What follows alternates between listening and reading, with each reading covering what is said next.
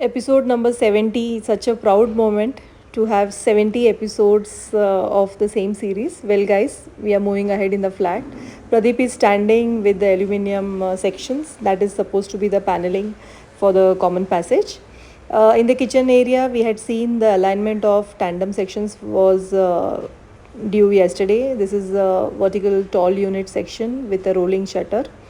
So Pradeep is still standing with the aluminium sections, not leaving his place. Moving ahead in the living room, we have started with the carpentry of the TV unit and the other seating areas as well. So Shrikesh is standing on the door with the framing of the lamination for the framing of master bedroom. This is the kids area, and lamination everywhere is going on. So headboard lamination is also completed. So here for both the bedrooms, I don't have a cushion headboard. The headboards are basically laminated. So this was the door. This is the door of the master bedroom.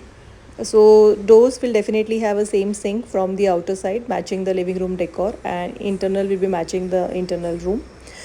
Section for used clothes, the slider wardrobe here, paneling for the bathroom door, and the other paneling area as well.